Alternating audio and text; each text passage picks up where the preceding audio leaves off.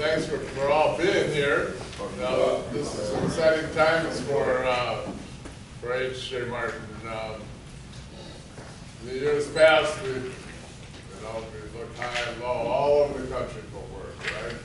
And you and everyone in the company has stepped up and took the time of traveling, and some more than others, from my family and from all the people in the county and the warehouse and everybody. This was some work with all of this. You know, I mean, we have to have all of it in this to make it work. And I'm really happy to say that we have more work in Green Bay this coming up in 2022 than we ever had. So in order to, you know,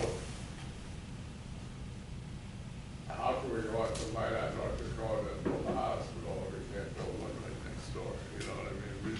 That model is not going to happen. You know, we're going to do it all best.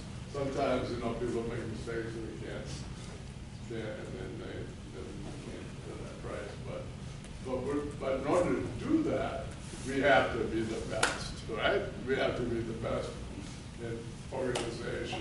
We have to be the best in implementation. We have to be the best at saying, oh, they're changing the sequence from this building from east to west. What does that mean? You know, we can't go back after that occurrence happens and say, well, we need $400,000 because you did that. We have to stop and say, hey, there's going to be a cost impact, sequencing impact, some type of impact.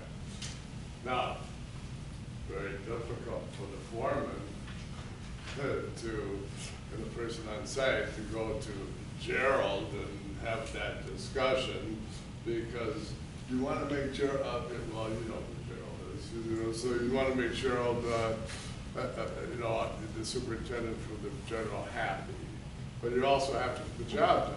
So you have a very difficult job, right? You play two hats.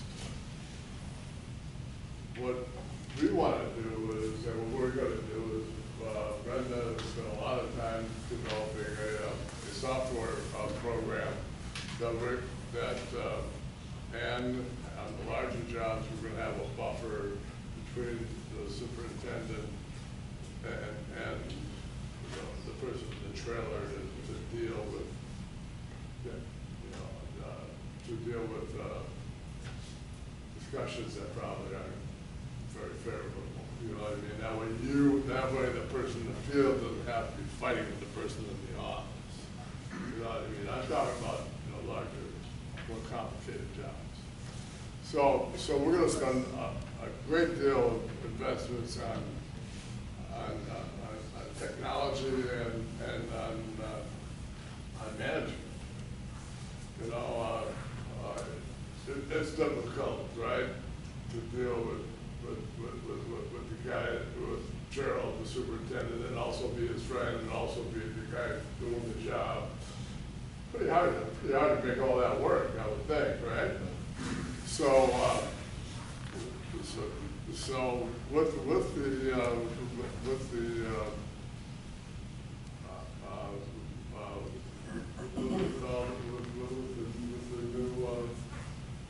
daily logs, we're going to have a start date, okay, when Joel did the job in the documents, it's a start date, right?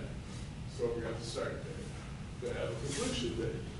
They have a completion date. And then we had to have so many hours to figure out how to do that job. So we're going to segment it so that you know where you're at on this job. Now, if the general contractor tells you to go from 7th floor to 1st floor, and you have to move all your stuff, and he comes back and says, well, how long would it take an elevator from 7th to 1st? Well, skip hoist, you can wait all day, right? You can wait all day for the skip hoist to go down. And then they only want to charge you 3 minutes, because it couldn't take more than 4 minutes to take the whole elevator down 5 floors. Well, see, all that stuff gets discussed afterwards. It has to be discussed beforehand. Now, that would be the person's job. On the smaller jobs, it would be the foreman. On larger jobs, it would be the person, the trailer, the superintendent, the project executive on the job or whatever. So we want to separate that. I think that's on the large job, like Bellin, like if we do that job, don't know. But if although we do have that job, so execution is going to separate us from everybody else and make your job easier, make everybody's job, and know what it is expected of us.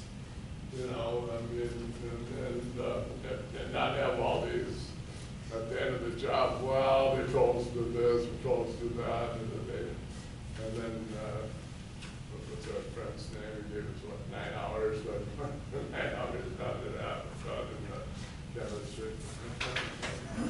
9 hours to put on the skill points, took us 15. So that's where we're headed, and we're David and the team is spending a lot of time on doing it. We want to make it easy. If it's not easy, raise your hand, and say, hey, we're counting on you. I've only had one job in my life, this one. So I don't have all the answers, and I'm the first one to let you, to say it, you know what I mean? So if you have some great, some different ideas or how we can execute better, I'm the first one to listen. I'm the first guy to buy new trucks, David and I. David and I are the first ones to buy new tools. First people to spend money on technology and everything, so that we can try to make everybody's job fulfilling, safe, and fun, right? So that's why we're here today, to go over a few things and maybe to add and subtract. Now, in my knowledge, first time I ever heard this, we kind of did like this. We put all the window frames in a hospital, like Aurora, but they had 2 different generals, and then it sat for 2 years, So now they're saying there's scratches on the frames. Well, we installed those 2 years ago. And that's our problem. I mean, and I got pictures of plumbing supplies on it and everything else. They're pretty good, but they're coming out of the gate a little tough, and they got to back them off a little bit, because now the architect should have known that those frames the warranty's gone. I mean, they should have quality control. But all these things are all discussions that we want to avoid going further. I didn't anticipate that one, but I think actually we have pictures to show it, and plus there are no scratches on the top mullion, only on the sills. What does that tell people? Put shit on there. So that goes. But when you get your daily log, you're gonna see the start date. Now, if the start date is 2 months later, and the end date doesn't extend, that's when we're gonna have to crunch, and the sequence is a lot tighter, and what that equals overtime. Well, we don't have overtime figures, so that discussion should be discussed right away. So it's going to take some thought, but Brendan and I put it together, and we feel that it's really, you can see it. Now we have contractors that have these holdover clauses, they're not gonna pay you for one. So, in my mind, what's the benefit of having a hospital not open on time? You know, that costs a tremendous amount of money, or a casino or whatever. So why would they not finish on time? Well, in situations where you have the chemistry, you have minot, you have explosions, you have everything else, you're there for, luckily, minot doesn't have that, but if things go wrong, they can keep you there forever and not pay you one nickel of extra expenses, you know, for hotels, for travel, for this, for that.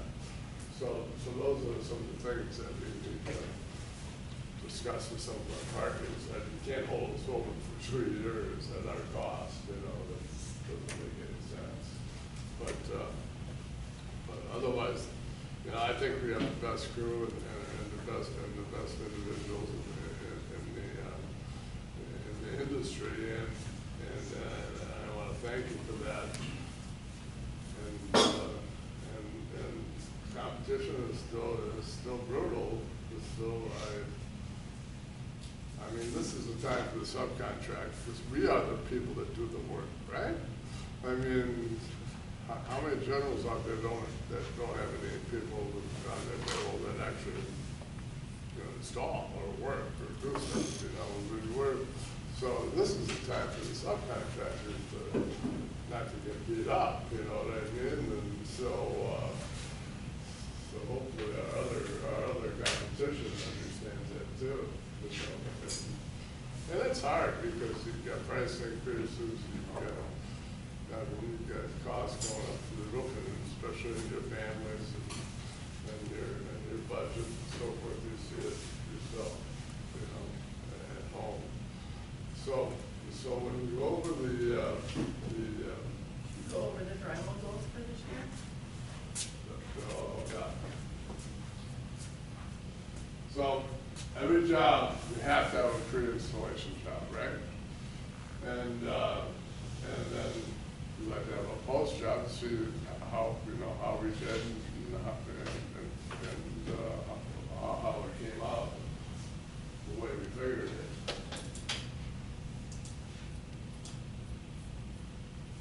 So as we said, you're going to have the labor hours that we figured.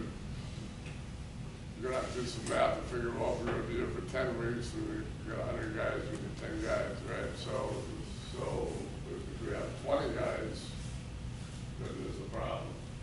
So we have to take that step to say, do we have enough people to make this, to be able to accomplish it? If, in fact, right away, day one, we don't have enough people. Everybody has, myself, many times, have blown a bed, you know. So the worst thing is figuring it out at the end of the job, because you can't do anything to try to correct it. So that would be the first thing you want to do, is to say, hey, do we have enough people? I looked at the plans, I reviewed it. Do I have enough people? Do I have enough hours to do this job? If I don't, then we have to communicate on it. And you guys should be able to monitor that through the task budget, which you guys have been trained on in the app, to monitor and watch your hours, things like that. Well, then the new app will have it right on the home page like it used to, the percentage of the jobs at. Yeah. It's going to be a lot easier to look at. We'll talk about the new app coming up. You guys, it's a lot easier, a lot of stuff in front of you quicker, and to monitor, and more instantaneous versus now if you're looking at the task budget on this app, you have to wait for payroll to process in order for it. So you're kind of like a week behind on your hours that are showing up on your task budget. It should be instantaneously. We're working on it right now, trying to get them to show as you sync up your hours, they will show you on your productivity on that phase. So we'll kind of go through that more when we get there? Oh, explaining daily log is so important, because you never know when you need that picture. You never know when you need that, or those statements, because daily logs precedes just about everything. Everybody knows that if they have to, if they're required to go to the job meetings, and they do daily notes on that, of where they're at, and we don't respond to that. They say we're gonna be done in that room next week, but it's really gonna take 3 weeks, and we don't respond, we accept it. So if you go to a job meeting, you have to read those daily notes, because if you don't respond to it and say, no, that can't be done that way, we sort of, we accept it. Very important. And one change is, from my understanding, talking with Brandon, is you guys were told with daily logs, if you're on a job a month, that you need daily. That's gonna change. We wanna make this consistent across the board, across all divisions, that if you're on a job more than a week or more, it has to be every day. There's too much that's going on that we need this data for claim situations, for stuff that Edward has to deal with, that we have to pull it up. There's a lot of times that it's saved us Oh, yeah, to be able we had to. one out in Minot where they happened to take a picture of, not Minot, Fresno, they happened to take a picture of the panel that was cut wrong. I don't know why he took the picture, but he did. And sure enough, they said, we cut it wrong. Well, it came in wrong, and it was $25,000 to replace it, one picture. You know, wow, that was, you know, And I know it's a little frustrating because it feels like that you guys are doing, you know, we're asking more of you. Unfortunately, the world is changing. The contractors are changing, requiring more out of us. Now, you Keep in mind, this understand, is, yeah, you understand the smaller jobs are not gonna have as many requirements, right? Because there's not gonna be a lot of stuff to do. I'm talking about medium and large jobs. So the smaller jobs, you're not really gonna, I mean, it's gonna be pretty low. You know, we start the logs and so forth, but it's not gonna be as complicated. On the bigger jobs, we're also gonna have more help. You know, we're gonna have somebody in the trailer, we're gonna have some, you know, we're gonna have you we're gonna have superintendents, maybe sub-foremans and so forth, in order to manage and to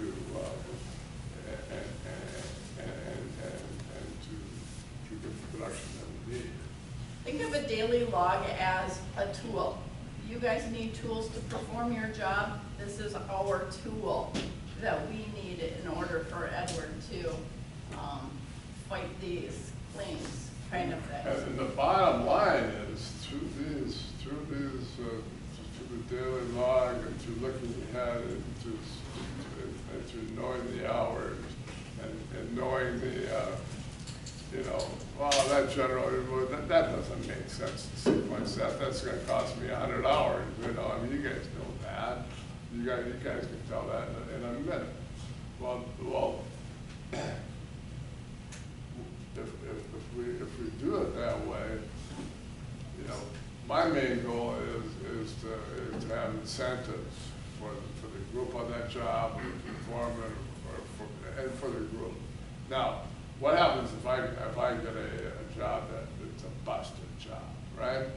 Well, it's your responsibility to let, you know, to be able to see it, because you're going to see the plans, you're going to have the review, and oh, this might not work. We're not going to punish you for that, because you got the short end of the stick and say, well, I can't do any better on this job. I don't even know if I'm going to break even.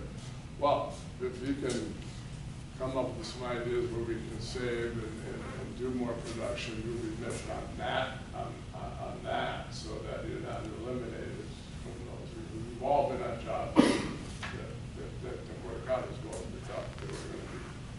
So there's ways. So the end result, if we can all do this, is that we all have skin in the game to do better on the job, right? And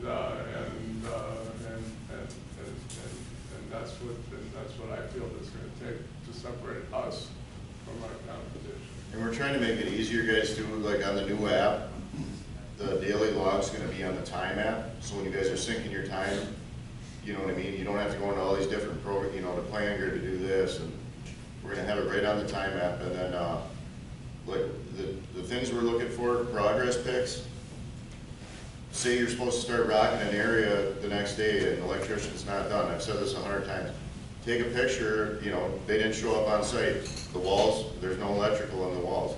Take pictures of it, and then just keep updating the picture each day, because it's gonna save the date. And then, I know some of you guys have said, it's, you know, with typing, or there's the talk texting down there. You know, we're not looking like for a whole story, we're just looking for, you know, As a reminder. just short sentences letting us know. And I've seen guys too that are writing in like a normal journal, because that's easier for them, and then snapping a picture of that and posting it on that daily log also, if that's easier for you, you know. No, we don't want to make the administrative assistants. We just want to have the detail when the general contractor will say, well, I told you that. Well, no, you didn't. There's a picture. There's a date. There's a discussion. You know, because you know it gets brutal out there, right? I mean, some contractors are really, you know, work together and want a good product, and some contractors work against you to try to take your money, right, Ashley? Yeah, absolutely. It's not just for us in the office, it's also for you guys as a reference, because how many times you get asked a question about something and you're like, I know we had this conversation. I can't tell you how many times I've had the guys go back and they reference it and they're like, oh yeah, I have it here. So it's a tool for you also in the field, to go back and make a point. That's a good thing, and like what Ashley's bringing up too, is a lot of things that you guys don't see after you guys are done and you leave the job. I'm talking months after, all of a sudden we're getting a call and they're going, you guys didn't do this, why didn't you do that? Well, if you guys don't remember, you know, there was probably a reason you didn't do it. They probably told you not to do it. Well, then they're telling us the opposite, and how are we supposed to, you know, we're sitting there going, why the hell, you know, did so-and-so frame that bulkhead there, what, you know. But here there could have been a reason. It would, if it's in your daily log, we can look back, you know, why didn't we do it, you know.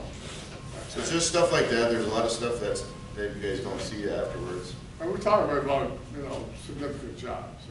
That's what, you know, and all jobs, because all jobs you can be more efficient at it if you start out correctly. But what I'm talking about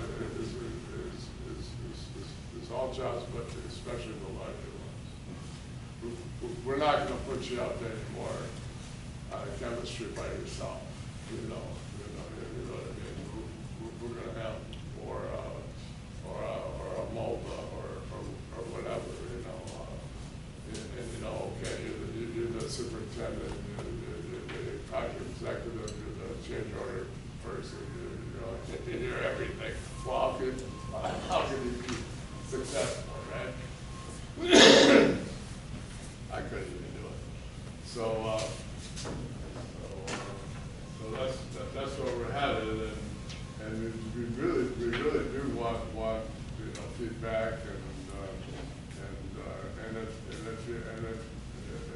if you're told to go to a job without a pre-job meeting of how we're going to execute it, that can't happen. We have to know the mission. You know, how many times have you been handed a job card and say, hey, you know, I mean, you have to know the mission. So that,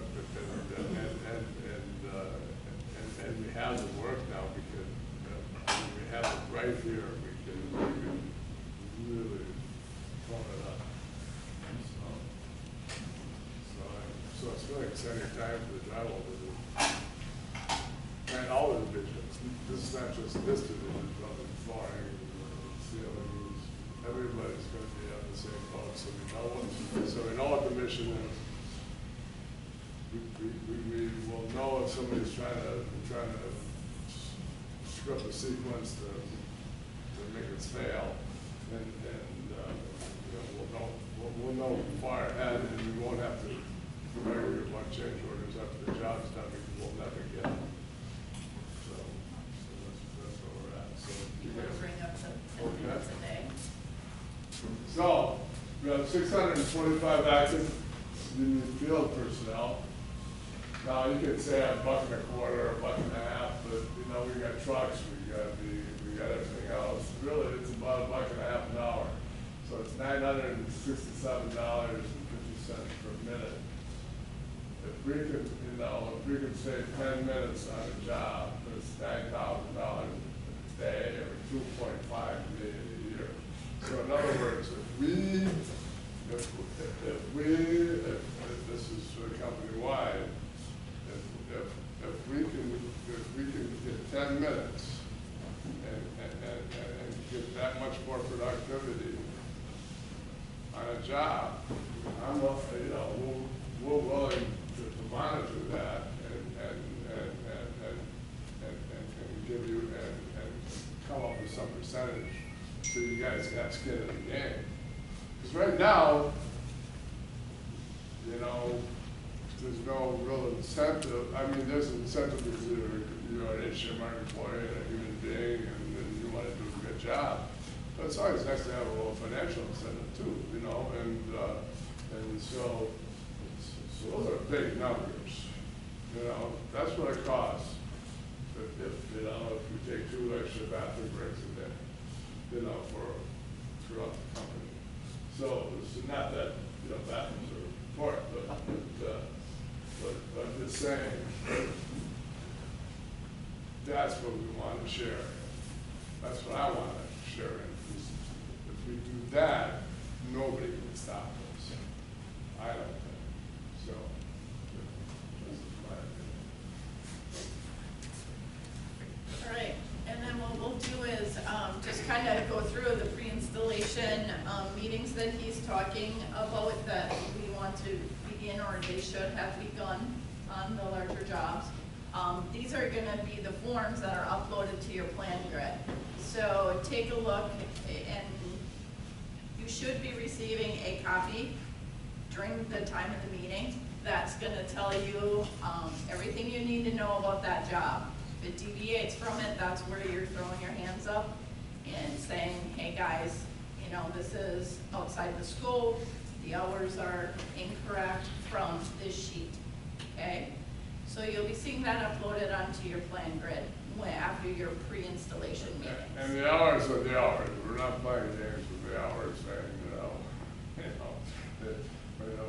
we figured 800 hours, and we know it's going to be 1,000. No, we're going to tell you exactly what we figured. And if you look at it and say, geez, that doesn't look right, let us know, let's take a look at it right away and see if we can make some adjustments. And then here again, how to view budgeted hours and phases. You guys have been trained on this. Just a quick review. You know, on about time, you go to location manager, task budget, watch your budgeted hours, your accrued hours, and then if you're plus or minus. Kind of monitor that. We're asking for you guys to throw out feedback, as Edward had said.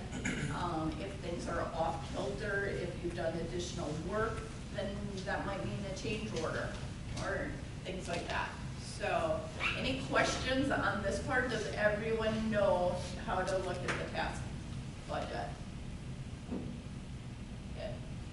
The most important thing is we don't want to have the superintendent and the general talking and going in areas where it's going to take you more time.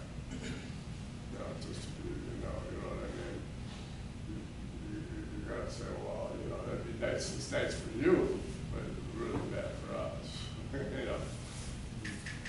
And then daily logs, work orders. We have, since that email that was sent out to you guys in August asking you guys to do do the daily logs. Jackie has been tracking your productivity on that. In this division right now, we're averaging 42% of you guys as a whole turning it in. In the last 6 weeks, it has dropped down considerably to 33%. Our goal is gonna be 100, guys. So we need to figure out a way if there needs to be more training, if there needs to be, what there needs to be. What we're doing, and this is not the only division we are doing this with. We've had the acoustical meeting, we've got commercial flooring on this, we monitor, we meet like every 6 months, show you what your productivity. We'll send out emails quarterly telling you where you guys are at, meaning as a group. So, because we want to get to that 100%, we want to keep reminding you guys, because until it becomes a habit on your part, we're here to help you on that part. But if you do have questions on how to fill it out, you know, it's not making sense to you, I am more than willing to do some training, one-on-one training with you, or so please contact me, and I will do that for you. But we need to be able to make sure that we do get those daily logs moving forward here. Yeah, however, we could measure the jobs, and help us, prepare our bids to what actually happened. And normally,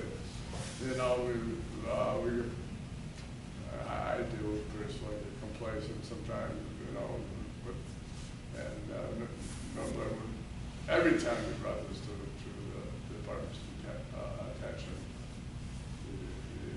the daily log rate went up. So you might have just sort of, nobody's watching, but we are watching. We are watching, and then, you'll probably get some phone calls from Jackie. You'll do the monitoring. I can make phone calls to you guys, remind you. And then Edward gets an update. You'll hear from Edward. Again, we really, this is how important it is to HJ.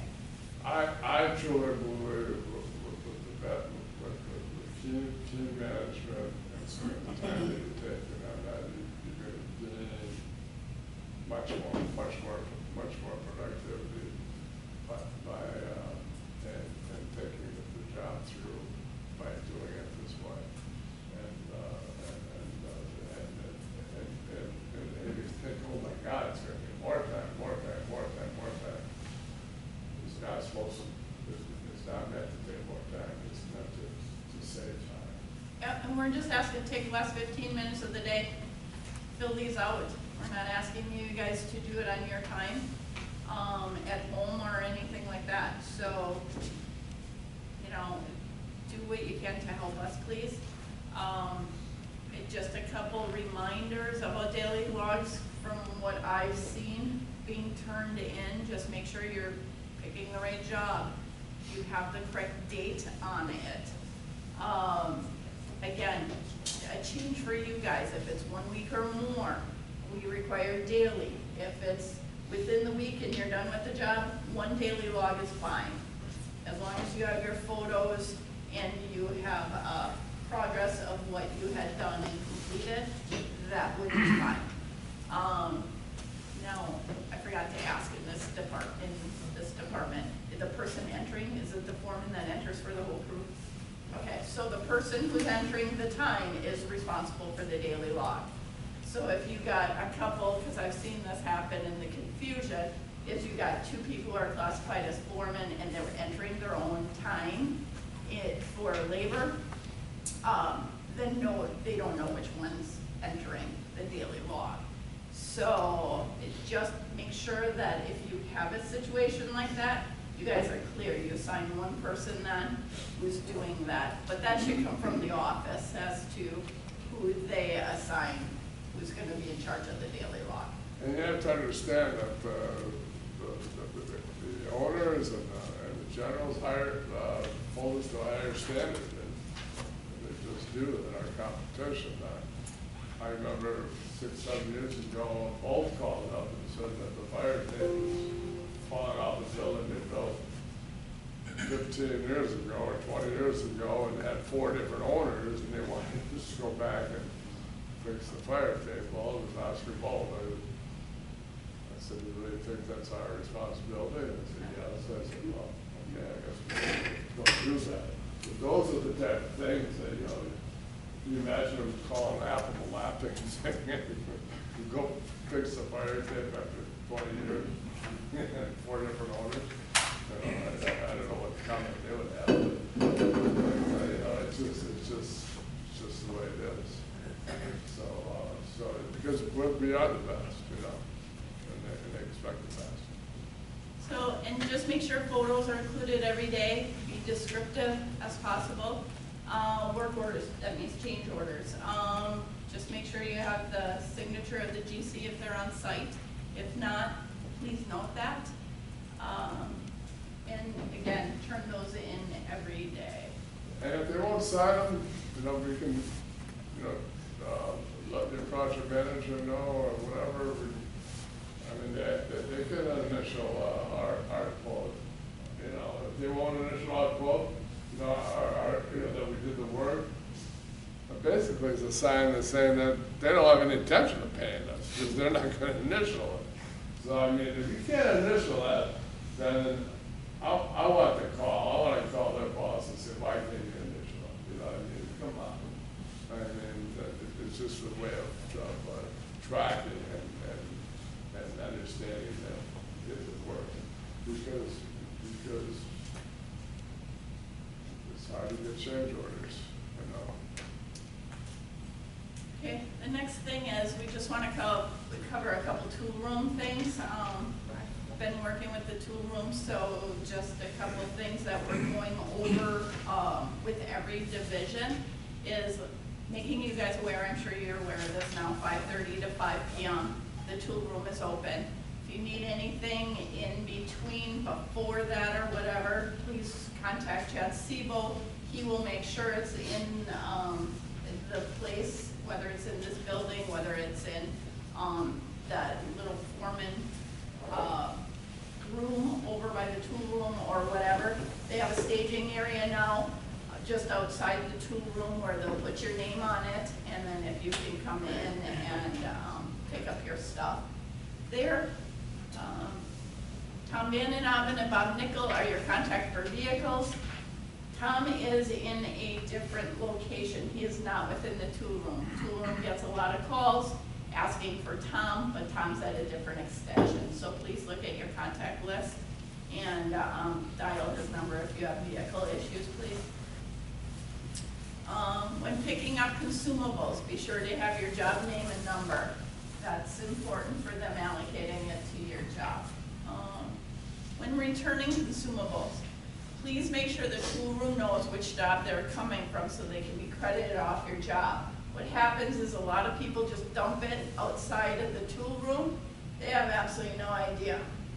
So now your job paid for it. Someone else can use it, but your job is so we're just trying to get the costs to the appropriate jobs.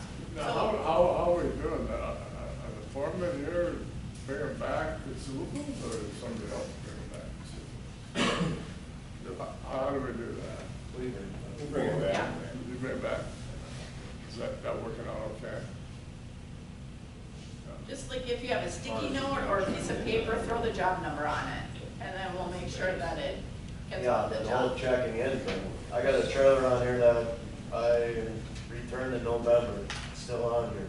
Still on here? What else is on the list that's, I don't know. Well, we'll I know, get- It's a Trailer work in progress. 87. It's a work in progress. but it's not at home, I returned it. Wow, yeah. And you know what? I have 8 ship marking tools in my house now. I mean, my God. I don't even use tools, so. That's, no. You were never listed. Sometimes it is. I use a ladder today, I should know. And, but I know, I just, you know, we all have tools at home, you know, we should probably have a, I don't know if we all do, but I know I do. If I do, I know other people do, but you should have a MC day or whatever. Just get the tools back, we know you got them, you know, we need them. We have to be able to do our job. Anybody wants to buy any hammer drills with cords on them, we have a few of those. So Kyle, I will take a look into that. One thing is I know I have it in here, but over the last year and a half or two, we have really been working hard at organizing the tools in the tool room and consumables. So we were, and I'm not sure, I know they did not complete everybody, but we have hit almost everybody. There was only about 20 more people that we haven't gotten in here to do a van inventory of tools. So please make sure you find some time for that. And that is something that we are going to keep up. Once a year, they're going to be going through your tool lists and things like that, so we can do some verification. So in cases like this, we can clean that up and get it on the right person's list. And for your helpers and for your apprentices or just to reform your journeyman on the job, I take it very seriously about not, you know, returning the tools. We have a guy named George. You know, I set up 3 meetings with the first one, you know, come on, you know, bring tools back. Well, he dropped one off here, he said he just talked to somebody over here, so, you know, I took him to small claims, it's a $10,000 judgment, he didn't show up for it as review, and now there's a warrant for his arrest. So I take this very seriously. I'm gonna arrest this guy, and, because he stole our tools, your tools. You know, these are our vans, these are our buildings, this is our company. You know, I mean, this affects everybody, you know, and we haven't been here for over 90 years by accident because, you know, we care and we know this. We know this. So, you know, we know it's all the good things, and I try to put that on, you know, I try to let people know that. But for people that are, you might think that I'm going to have to return the tools back. They're going to, if that happens, I get very, they won't pay for the tools. I guarantee you. Okay, if you guys have partial boxes of speed plugs or partial pails of sound and fire spray, please return that to this building instead of the tool room area. Just, they don't have a lot of space and things like that. So we're just asking if you could please bring that over here. And then Brandon will probably go over where to put it here. When a tool is broken, please fill out, there's red tags in an envelope right on that window. Fill that out. Now, a lot of you guys want that tool back. They don't know unless you tell them, okay? So please put a note on there. Please return when fixed. Please return to so-and-so. So we've heard in the past, people get frustrated because, oh shoot. Because they don't get it back. And in your mind, you wanted it back, but they don't know that unless you communicate that to them.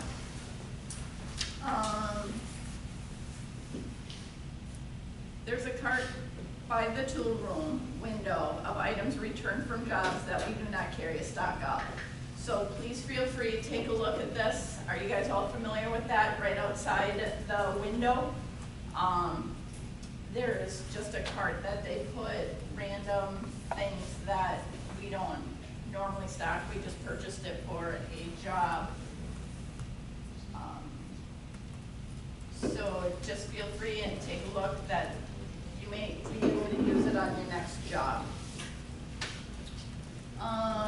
Tool room pickers emails for fulfilling tool consumable needs, please email toolroom@hdmartin.com. Jared, I got this plugged in. Why is it telling me battery low? What's that? Yeah, Things are tight. Things are very tight. It is plugged in. Now, if anybody thinks, you know, if you think it's overwhelming, or it's gonna hamper your job, let's talk about it, so that we can, so that if you feel that way, then we can correct it.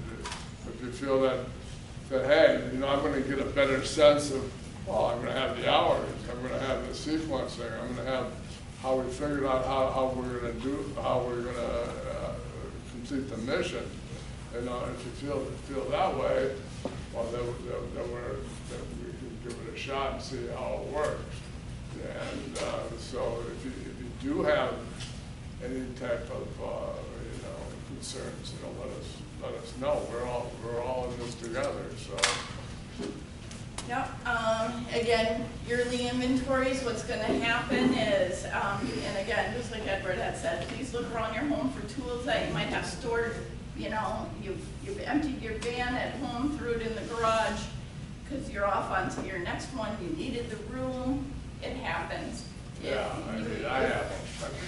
If you've got stuff like that, please bring that back. We're not gonna question that, right, because I have it at my house. David, you probably have some in your house. And the next question is are your tool needs being met for the job that you have? Is there anything that is needed or something for them to take a look at to help you guys be more efficient, do your jobs faster? I'll look on the, answer that question, I suppose. Do you need anything, on the good hand, you know, we're looking at having one of our biggest years ever. And now, when that happens, it can create chaos if you don't manage it right? You know, we got so much work, we got 4 guys from here to there and that. You know, we gotta make sure that the foreman's on the job, he's gotta stay there to finish it unless there's some fantastic reason that that we have to have him someplace else in order to save money. But we really need to manage, because now we have the work, and we don't wanna not manage it and not make the profitability so that we can continue on. You know, this competition's brutal out there. Now, David, what do you got? Yes? I think it would be good to hear their feedback the next time. Yeah, just keep going. Okay, now don't be shy, because, you know, you've been doing this a long time, you all know me for a long time, and don't be shy. So if you have any thoughts or, you know, If you guys think of anything, please contact Chad Siegel. He'll take a look at things. or me, you know, Or Edward. David, Brandon, not everybody, but do you have anything right now?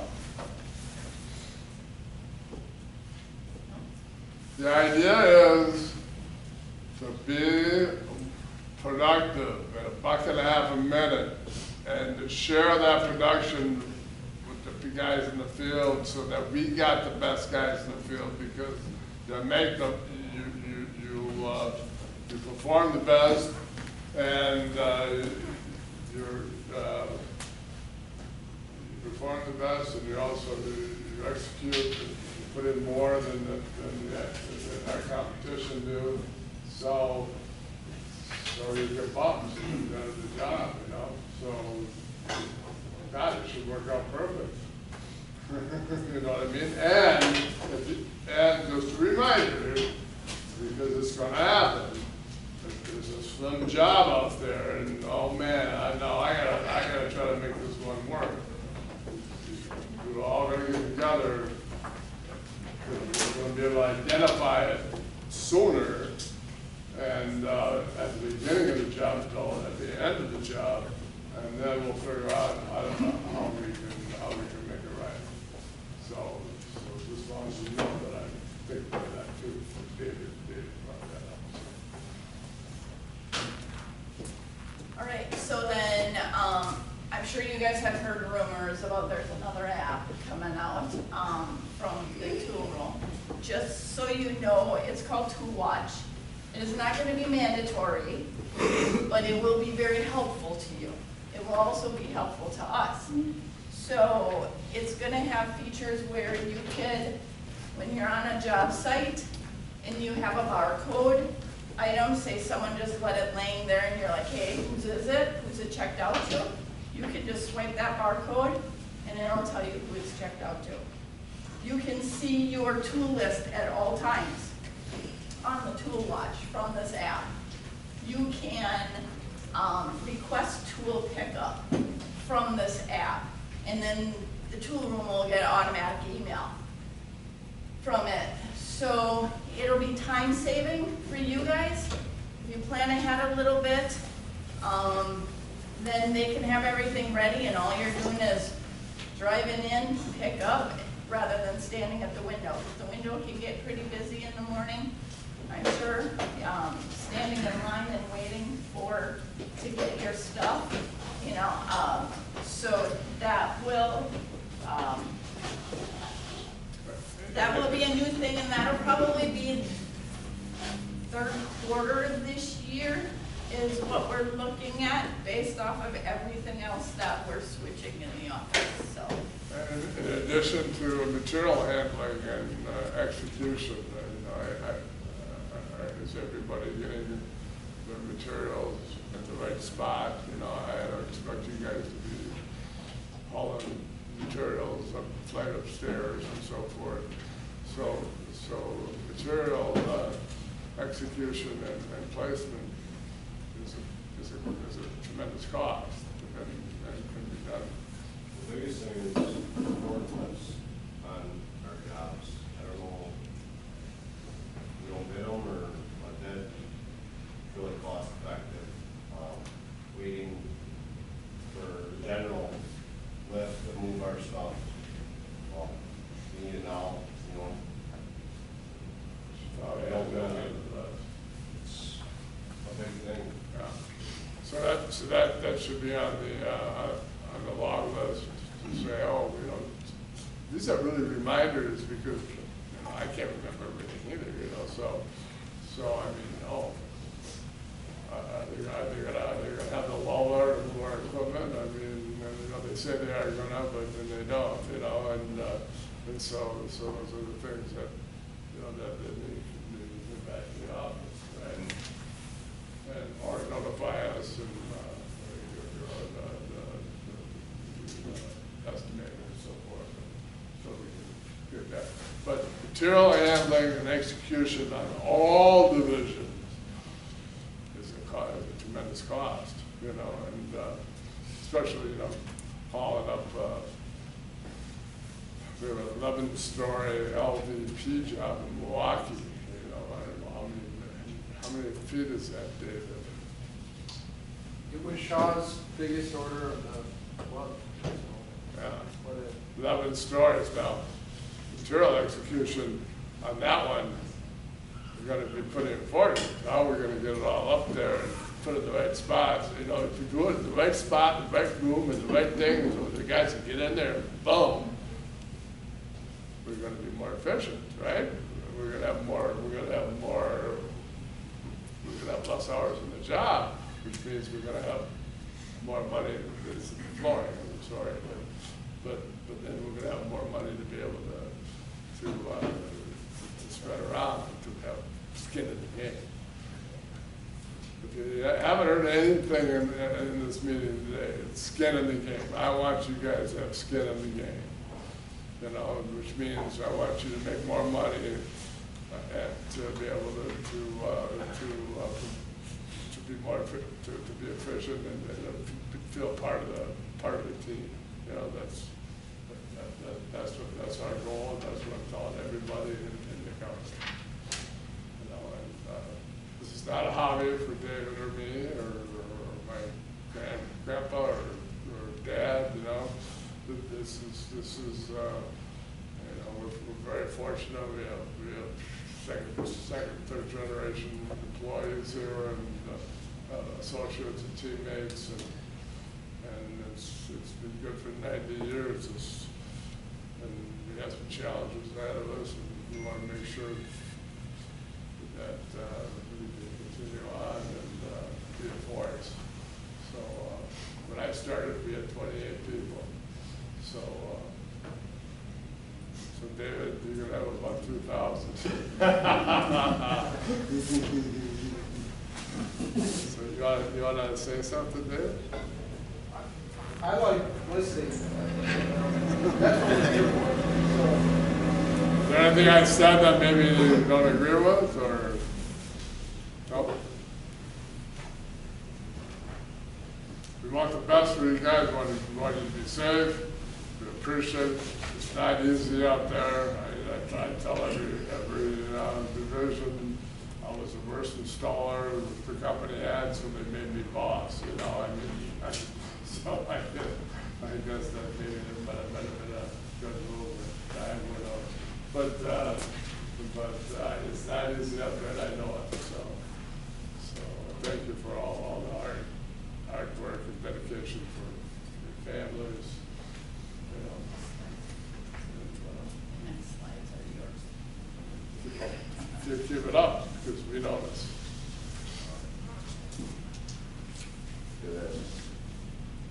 Hit enter. So, All right, guys. Does anybody got anything to add before I start? I'm gonna go through this, and then, you know, if you guys got anything, feel free to interrupt me. So first thing I want to start out, guys, I just want to, you know, thank all you guys for all your hard work. And, you know, I know with this cold weather and tight schedules and just these jobs getting pushed back lately, you guys, you know, I know a lot of you guys have expressed your frustration, you know what I mean, you know, in between jobs, the next one's not ready. Well, believe me, nobody's as frustrated as me. It's like, I'm getting calls every day, you know, and it's been weird. You know, normally jobs get pushed a week or two, not months at a time. So just bear with me. I'm trying to keep everybody working because I know what's coming, and there's a lot of work coming up. I'm telling you that right now. A lot of good work. Yeah. I'm so proud. Yep. So some of the bigger ones is, you know, we got Lambeau that's going to be starting soon. Like Edward said, that Bell and 5-story at the, you know. We're hoping, we don't have it yet, but I would be very shocked. But you know what I'm saying, because Wayne Dahl was a great action to the company. You would tell me that jobs that you would sign for that, you know. So all of a sudden, that you go, where's the $80,000 job? Well, that was the side, that was the side. So I learned at a very young age, I'm not banking anything until I get the signature. So, but that was on Jake, very hard to that happen. So we got Bellin, Malva, you know, the Marshfield, Minocqua, the Rawhide Boys Camp in New London, Door County Hospital, and then Gunderson Hospital in Whitehall. And there's about 20 other jobs that are on my board that I don't even have on here. So there's a lot coming, guys. One thing I really want to focus on this time, if our, you know, when our manpower goes up, I really want us to try to pair up these experienced guys with the new hires, because it's going to happen. We're going to have new hires. We're going to have pre-apprentices. Let's go about it the right way. You know, I know these journeymen always want to work with guys. They don't want to work with a new guy. You know, but that's part of being a union carpenter. Is you're supposed to train. You know what I mean? We all came from somebody that that trained us. Yeah, we all You know what I mean? We were all the new guy once. Yeah. And I'm telling you, I see it out there, you know, you get the guys that have been around forever, they're like, oh, I'd just rather work with somebody. And I get it too, as being a foreman, you're looking at it as like, well, those two guys are experienced and they're getting way more rock up. But I'm telling you, it's not helping us on the other end, you know what I mean? We got, you know, I hear a lot of times, well, I need a guy that can frame soffits. Well, I try to get you guys an experienced guy, you know, to frame soffits, but you should have an apprentice working with that guy, so we have more guys that can frame soffits. I can't have it where we just have one guy that can do or set doors, or one guy that can do soffits, you know what I mean? We need to get our whole team on board, so I need your guys' help with that, and I know it isn't always easy, and believe me, I try to spread it out so everybody has some experienced guys, you know, and when we get busy, it gets even harder, you know, you only got so many guys we can spread out, so I'm just asking for your help with that. And then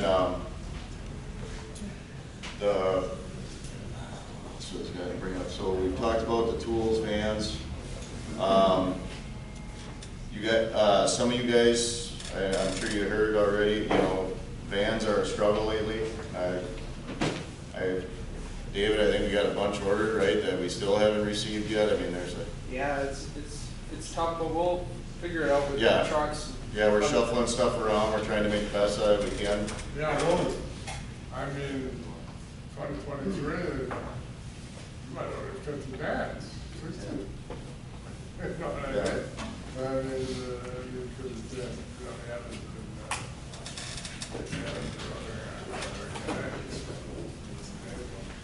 Another thing is, so a new thing that we incorporated, and most of you guys probably know about already, we got 5 scaffold trailers, all right, that are parked in the Chrysler.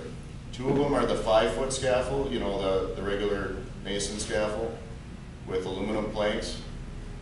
And then the other 3 are the aluminum Alfu scaffold that Kevin Shepherdson had ordered. And I know I've seen it used. It's nice. It works great. I mean, every job we're on, the GC compliments us on it because it's got railings. You don't have to be tied up, you know. I've seen it in action. It works great. The way that gets checked out is through me or Jackie, so if you guys need it, you let us know. I'll give you the key to unlock the tongue, and then all I ask from you guys, when you guys see the scaffold, Kevin spent a lot of time, got it all organized. There's racks to put it on. Tom Luzak is now trained on it, so if you guys don't know how to put it together and you need, Tom is more than willing to go out there and train guys on it. The goal is eventually that everybody will use it and it'll just become natural, you know what I mean? So, but I ask you guys to take care of it and make sure the parts all go back. It's not cheap, but it is a helpful tool, and it's nice and organized, guys. It's not, you guys, you know, that was the goal, is you guys not spending time loading it in a damn trailer, you know what I mean, or loading it in your van and hauling it there. I'm telling you, it's nice. He's got it set up on a rolling rack that rolls out of the trailer. It's got forklift pockets. You can put it in the building, bring it right to the stairwell that you need it in. So let's just try to keep it nice and keep it clean. Every so often too, if it's covered in mud, we've been having an apprentice, you know, bring it over to the floor care and pressure wash them down so we can keep it decent. So, like I said, again, those will get checked out from me. When you guys have it on the job sites, make sure that the trailer is locked up so the stuff doesn't disappear. All right. EDA.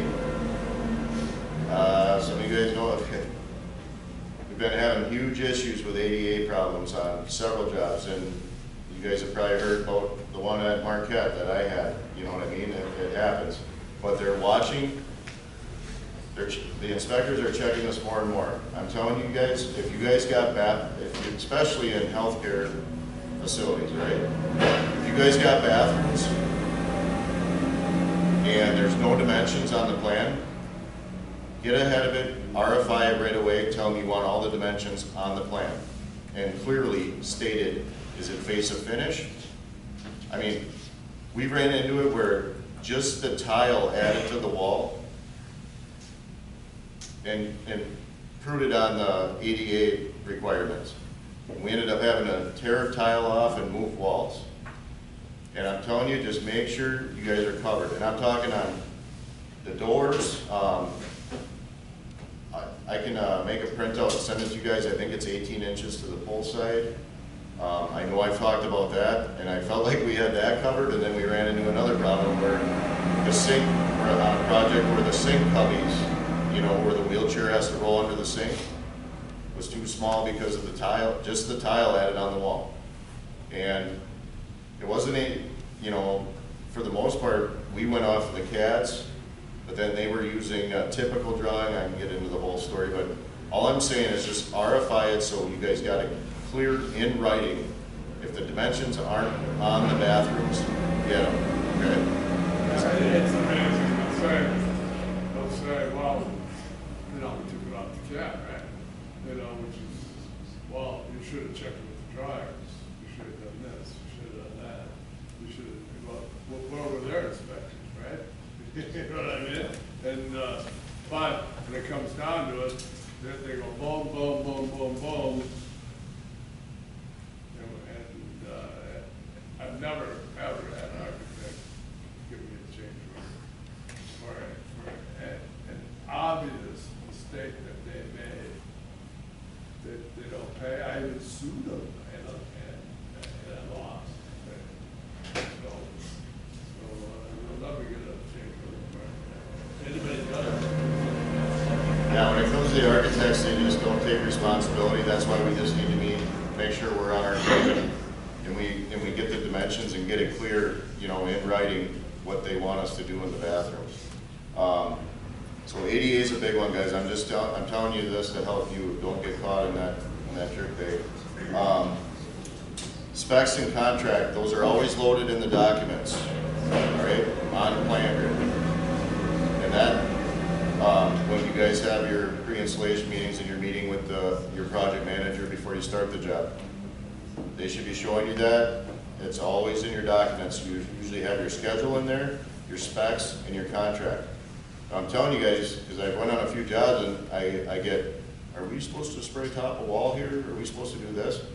If you look at the contract, it has inclusions, exclusions, all right? It usually tells you in there, like it tells you if we're not, you know, if the GC is telling you to do plywood backing, well, it tells you right in the contract if we figured that in or not. So make sure you guys are reading through that stuff. That shouldn't be a question that's asked because it's given to you. And some of you guys, if you don't know how to look through the specs and stuff, just ask. I mean, there's no such thing as a stupid question. Just ask us and we'll help. I mean, I have no problem coming to the site. Tom can show you guys. It doesn't, you know, just, these are all things to help you guys so you guys are covered, you know what I mean? Because now we're running into a lot of jobs where the fire stop at top wall is subbed out, you know what I mean? So you guys start doing that, well then those fireproofing companies, if you already sprayed it, they're gonna make you tear it out because they're not gonna they're not gonna warranty your work. So just make sure you're reading through that and seeing, you know, knowing what you're supposed to do and what you're not supposed to do. Quality control and taping, just really watch what these guys, you know, watch your guys, watch what they're doing. You know, incorporating the taping foreman has been helping, you know what I mean, because it kind of takes the load off of you guys, but I can't get a taping foreman on every job, you know what I mean, we only have so many. But it seems to help because you guys don't always see it, but when you guys leave a project and the tapers are there by themselves, I mean, that's when we just start running into. A lot of our hours. What's that? They eat a lot of hours, tapers. They can't, yeah, especially They do. at that. I got a plan for that. Huh? I have a plan for that. Well, that's good. That's where a lot I of have extra hours that we obtain, Yep. 99% of it is from them. Yep. Yeah. But one thing I'm gonna bring up, guys, and, because I have to defend them a little bit, we have to watch our guys on the rock. You guys gotta think about how we're hanging the board too. I've been on some nasty rock jobs where they're sitting here and they're making stuff look good that, you know what I mean? The whole wall is mud because it's that bad.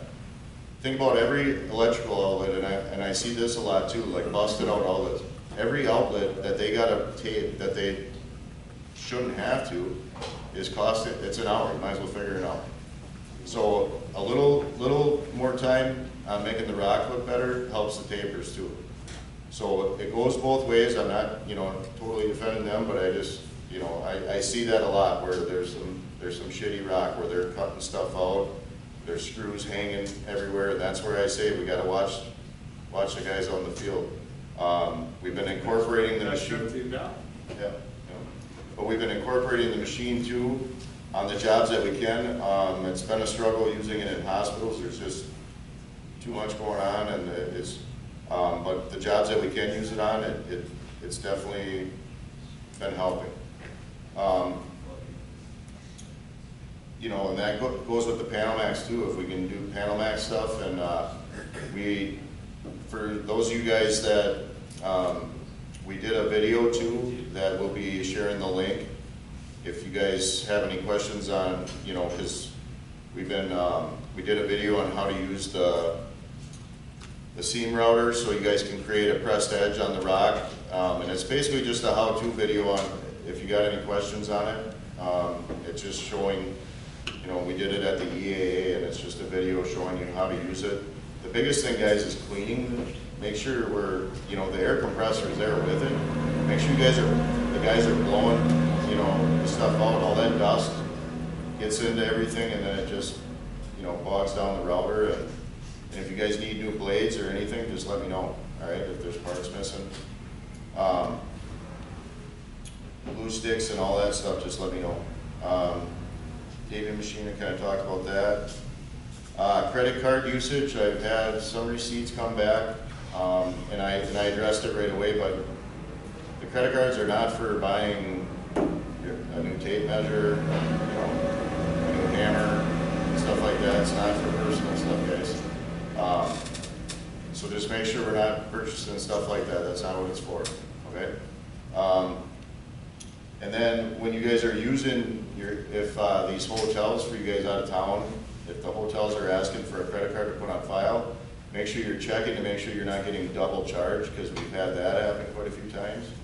One of them we didn't find out until he hit his credit card limit that he was getting charged, double charged from the hotel. So just make sure you guys are watching that. All right, I don't know why they do that, but they do it. Well, we go through their corporate, and we have it all issued, and then we have as far as takes credit card, fit in the notes, so you have to really express it to the office, the charge to the office, will give you the credit card, but double bill. Another thing, guys, so the new app, I know we talked about this a while ago. We thought it was going to come out right away, but then we updated a lot of our other database stuff, so this is all going to get rolled out together, or that's the goal anyway. So I think in the next few weeks, SmartIS is going to roll out. So we're going to do a test. What we're gonna end up doing is we still have a few bugs that they have to program. We wanna get all the bugs out. We're gonna select one individual from each division to do the testing. And then once we can see that it's gonna flow through our system properly, we don't wanna put all the employees on it all at once and then find out there's a hiccup. So that's the game plan. The time frame right now is just, it's kind of up in the air, but hopefully by the April 1st for sure, because then they get Vista up and running and these kind of merge together. So we'll just be doing some testing in the next few weeks. So that's kind of the game plan. We're gonna pick, Brandon, I'll choose one individual from here and ask you if you can do double entry. Because we want your feedback too of the whole app. This whole app consists of so much at your fingertips, from hotels to rental equipment to the task manager. you're entering your time. I think you guys will like the way you're entering time. It's like the old app for those of you who had the experience on the old app where you can see everyone's name, Excel format kind of thing, versus the way we're doing it now. So we'll Yep. go over that stuff though later. Yeah, myself, Jackie, Tina, Brenda, we put a lot of time into that app to make it easier for you guys, a lot of stuff. And one of the biggest one is adding and removing employees. You guys are gonna be able to do that now. So I know that's one of the biggest pains for me, and I know it's a pain for you guys.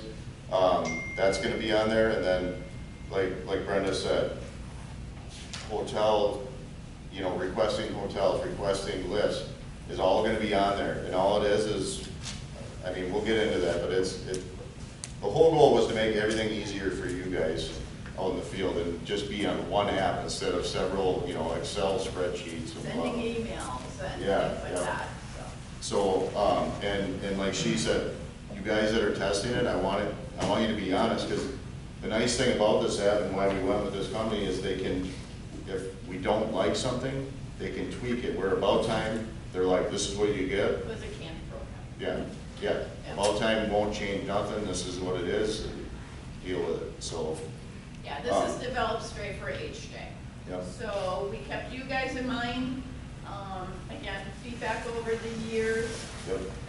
and dealing with all the divisions. Now, there are some things, guys, we got, you know, every division works just a little bit differently that we had to come to some common ground on. But the biggest reason we went to this app, guys, is for the phase codes. Because it was so hard to get an accurate reading, because it's so hard to do the phase codes on that job. You're closing in, you're closing out.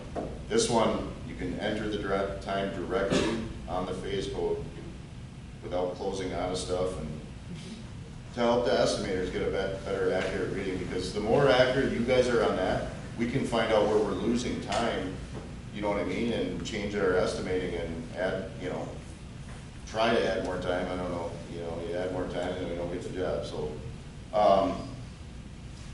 another one that's going to be rolling out, Jackie's working on it right now, her and I. So it's called Labor Chart. We've been using an Excel spreadsheet and trying to send out the emails to the guys, and then we're getting guys that don't check their emails on what job they're going to. So we're going with this Labor Chart program, and we talked to several companies. That it's actually surprising how many companies use it around here. And basically, it's an app that the employees will download on their phone, including you guys. It's pretty sweet.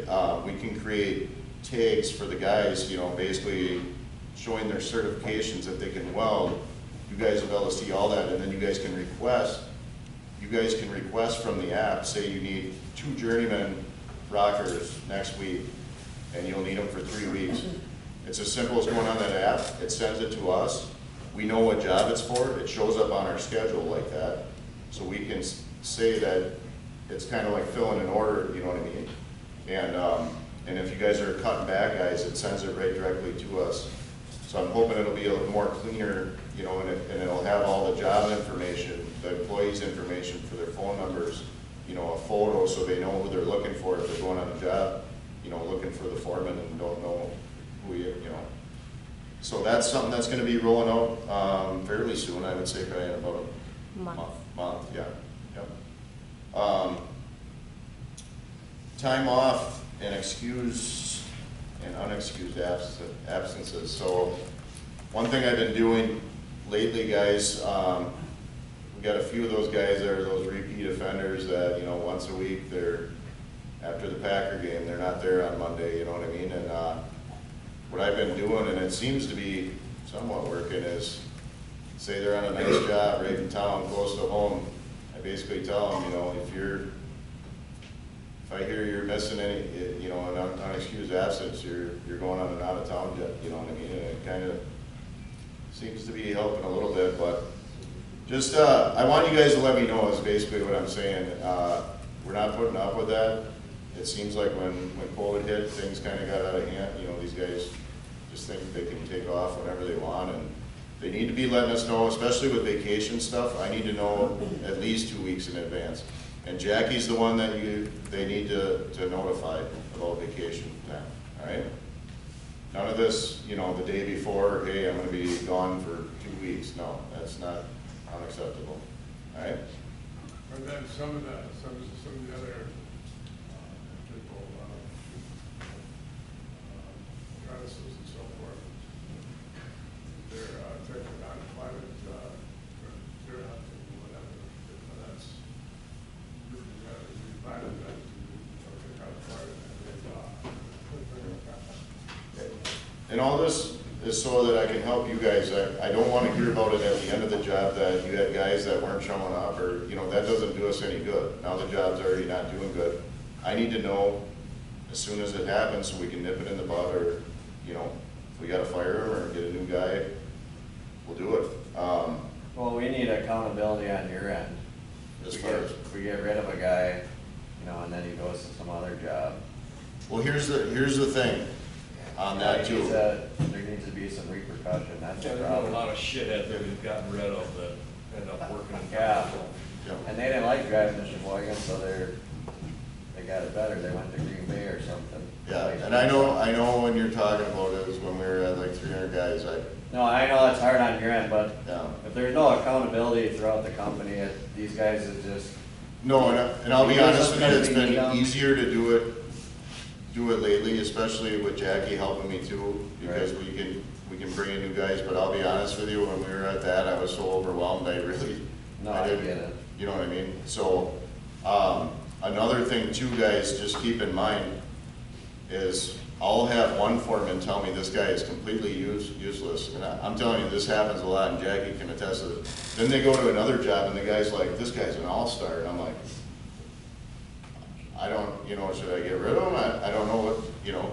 So I'm just telling you, I've learned in this position, I have to really look at what's going on and, you know, kind of do some digging before I just go firing somebody, because there's been a lot of instances where, you know, one foreman saying the guy sucks, and then the next one says he's great. So I have to really look at it. You know what I mean? And another thing too is I've had some guys that got some stuff going on in their life that you might not know about it. You know what I mean? Because I've had guys that are just doing great, and then all of a sudden, boom, they just fall. So just don't be afraid to talk to the guys and see what's going on there. You know, they could be going through a divorce or anything. You just never know. So. our kids are sick, or wives are sick. Well, just, and even with everything going on, you know, lately outside of work, you know what I mean? So just, don't be afraid to talk to the guys and see what's going on. Maybe there's something going on that we don't know about, so. And like I said, I'll try to get better on the accountability, you know what I mean? With Jackie helping me, it'll definitely give me more time to do that, so. Some in my office. So as far as storage, okay, so all the taping stuff, guys, is in the Mobbit garage, which is over by my office there. Okay, so all your beads, mud, any stuff that you guys return, all over there. Clips are in that building also. Any stiff clips, slider clips, all that stuff is there, okay? Shopco building, so our storage, so that bag service door, that's a blow up of this Shopco building here. Jackie's gonna send this out in an email also, right? Sure. Yep, we'll send this out in an email so you guys know.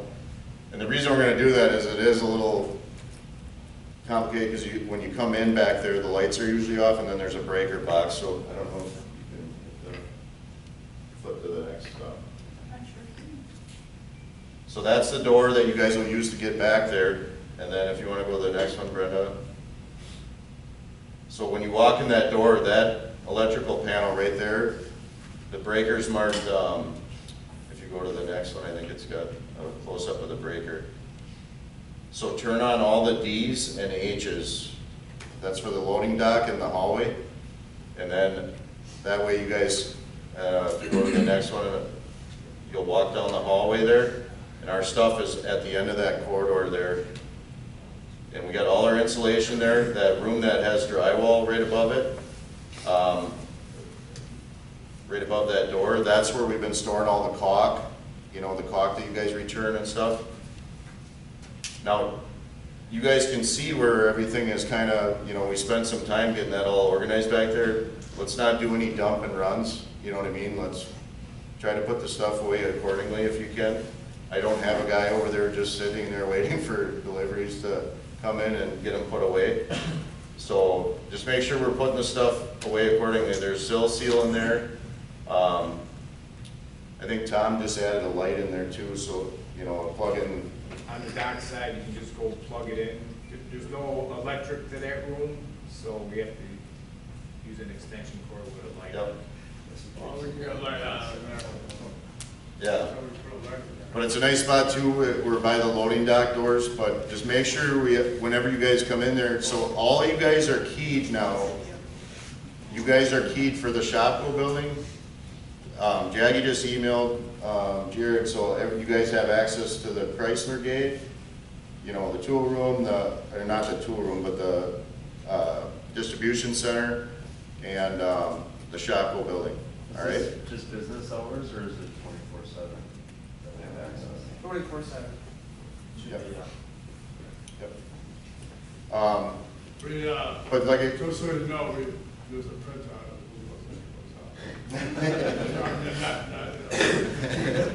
We don't ever have. yep. But just make sure, guys, that you guys lock up behind anything you do. You lock up behind you, right? Most of the time, Rob gets all the lights at the end of the day. That's not a big issue, but just making sure the doors are shut, especially the overhead doors by the loading dock. Just make sure we shut those, okay? Did they fix that service door Which in one? the back at the Shopko building? Because you had to push it shut. Yeah, Is that the one that I just? Yeah, this one right here. Oh, really? Sometimes it doesn't close, either they gotta adjust the closure or something with the latch. Brandon, if they come in, are they disarming the alarm? What's that? Are they disarming the alarm if they come in after hours, and if so, then they need to be shown how to arm it? Okay, we can, Jackie and I can include that in this email. So if you guys come in before or after hours, there's a way to arm it with your key card. Also, to arm To arm the building. To arm the building when you leave. the automatic disarm. Yep, yep, so we'll send instructions when we send this email out. I didn't know how to do it. No, I'm sure you know how you'll be able to handle it. It actually automatically arms it at night. Oh, it does. And then if it's not armed and somebody's going in there, David gets We get a lot of calls. David gets And they do see you. I came in here to grab some speed strips and caulk after hours. I got a phone call. Were you at the Shopko building? I was like, wow. So they didn't watch you. What's going on? Someone gets notified that anytime you enter the building after hours. What are the hours like after hours? 5 o'clock. But usually, No, we're not, but we taught people, everybody here was not being truthful and honest, or whatever, you know, we would have had working here, so we trust everyone. Yeah, just treat it like it's your own, you know?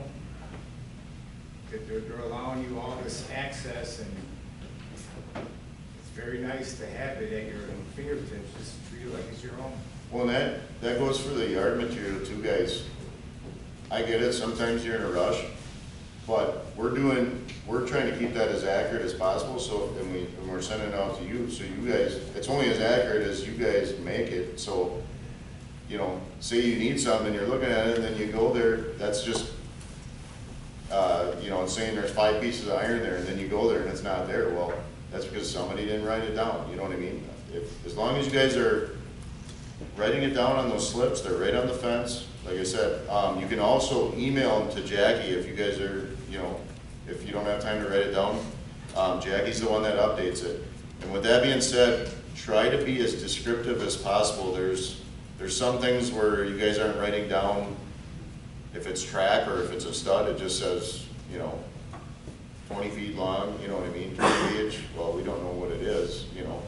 So just make sure you guys are being descriptive on the stuff that's getting returned. The gauge, you know, if it's structural, the flange, we need to know if it's a, you know, a HD stud or if it's just a regular stud that you're returning or unpunched, you know what I mean? So all this is to help you. So we have, when we send that out, so we have the stud yard, there's material over at the Chrysler building, in the Chrysler yard, and it's labeled on there where it is. And then, because our yard was getting a little overflow. And then we have the Shopko storage too, right? Yeah, I'm still waiting for the updated. Yep, but Marie and Tom have been going through the Shopko storage, so that'll be up to date. Yep, so that'll all be on there for you guys. And again, it's all stuff to help you, so when you guys are coming here, you're not spending your time after hours searching around. You can just look on there and you can have a plan when you're coming here on where it is, all right? Our subs, so we're trying, the new goal is for like our non-union tapers that we're utilizing and stuff, so we're trying to get them more under contract. So the first job we're trying that out on will be the chem, the second phase.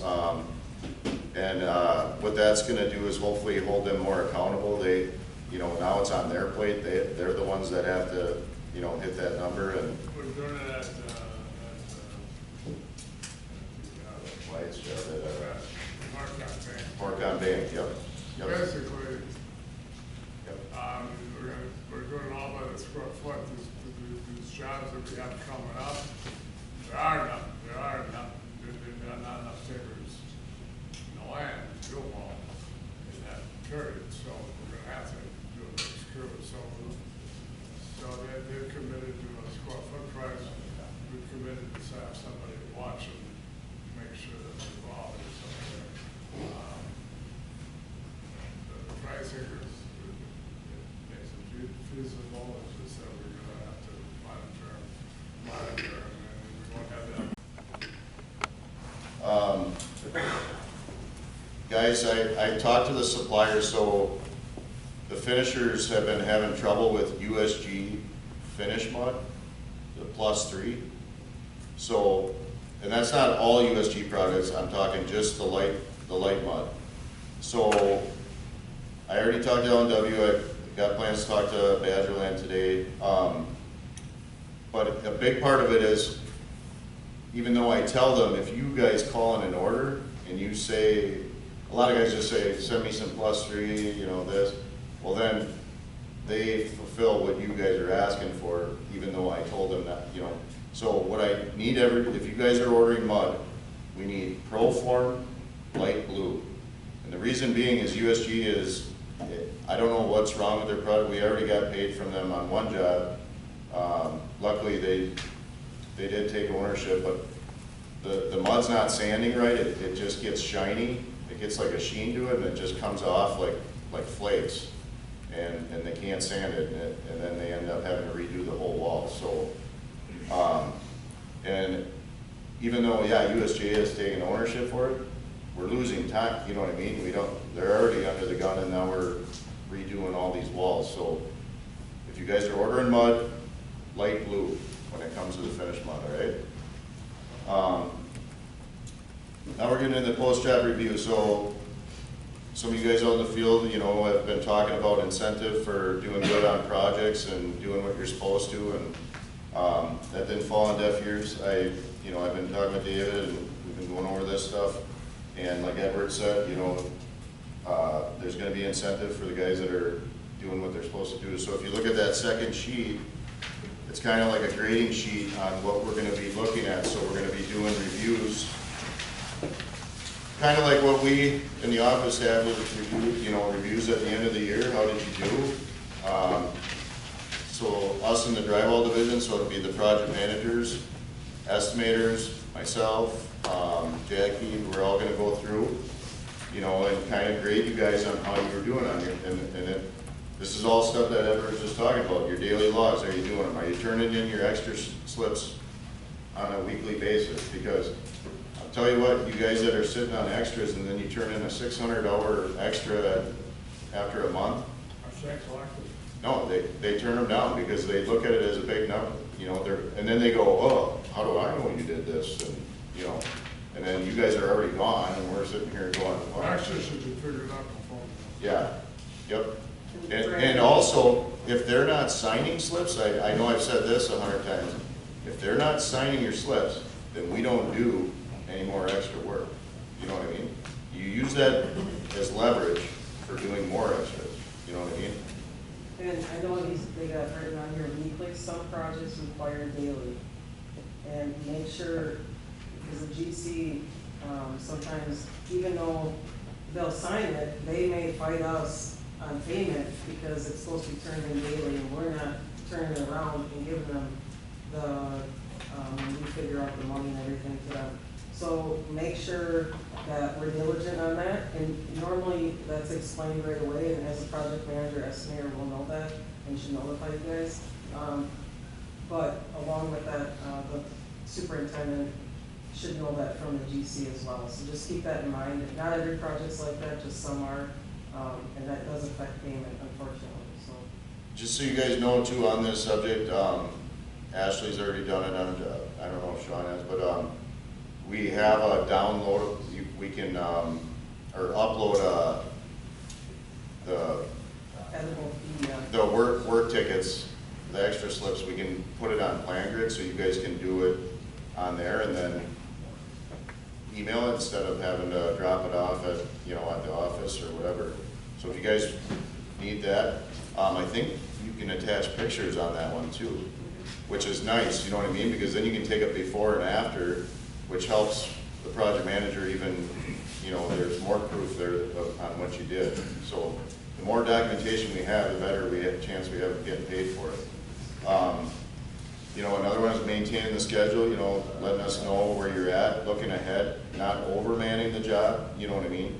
A lot of you guys have been doing a lot better on that where, you know, like I say, if it's not ready, pull off the job, you know what I mean? A lot of you guys, when you pull off the job, believe me, the GC is freaking out and then stuff starts getting done. Don't just sit there and wait for stuff to happen. If they're not getting it done, then we pull out of there.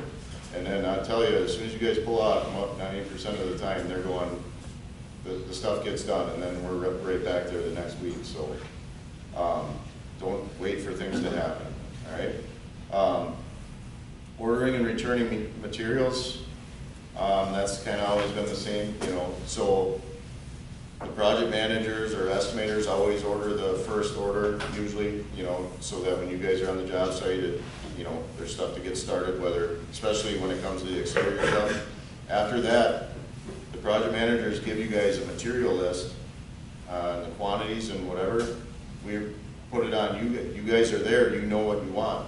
Because if we don't do that, then you guys are going, why did you send all this stuff? It's in my way. You know what I mean? I didn't need this yet. Or there's things that you guys see when you're there that, like, maybe the height isn't correct and you need a little bit longer studs. Well, good thing we didn't send them there. You guys can get what you need. So, but do keep in mind that special order stuff, like any special order cut stuff, is usually sitting at their yard. So we've already paid for that. So don't take it upon yourself to just go order different.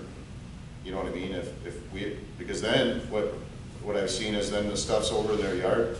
We just bought a bunch of other stuff, and now I got all this extra shit that we got to bring back here. So, staffing projects accordingly. We talked about that. Equipment order and call off. For some of you guys that are just starting, so the way it works right now is I always set up the first order, lift order, because I set up who we're going through. You know, I get quotes and all that stuff. So after I do that, I'll email, I copy you guys in on the lift order.